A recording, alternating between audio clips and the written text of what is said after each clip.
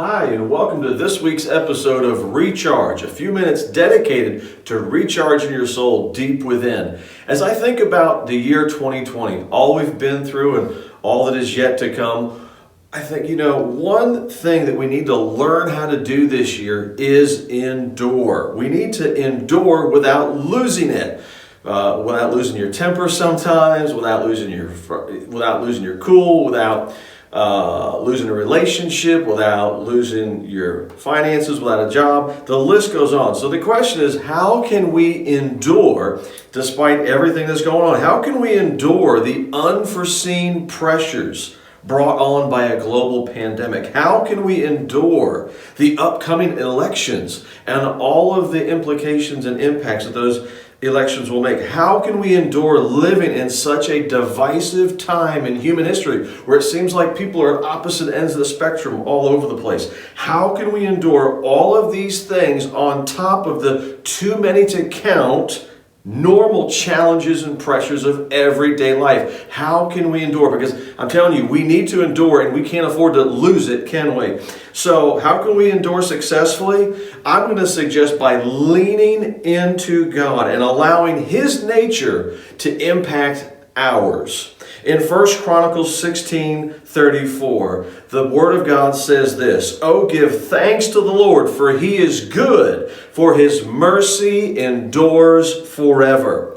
You and I will endure better. We will have more endurance. We'll be able to hang in there. We won't lose it if we will simply ask for God's mercy. His mercy is incredible, and God has so much mercy for us. All we need to do is call upon Jesus and say, "Jesus, I need some mercy today." Then what we need to do is we need to actually receive that mercy. We need to experience that mercy. We actually need to embrace that mercy. And for some people, that's really, really hard because we have a hard time forgiving ourselves. We have a hard time with the idea that we could receive something we don't deserve, which is God's mercy. But just go ahead and experience it and receive it and stop beating yourself up, because God has already extended that mercy to you as soon as you call upon His name. And then the next thing, simply give and share mercy with others. As you receive, experience, and welcome mercy into your life, give and share that mercy with others.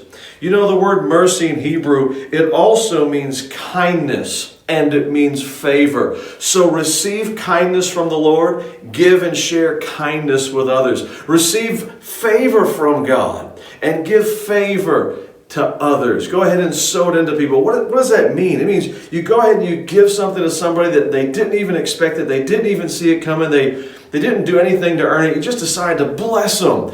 And as you receive God's mercy, His kindness, and His favor in your life, go and give it out. And maybe you say, "Well, I haven't received that in a while." Then just go sow it in other people and watch. It'll return to you tenfold from God.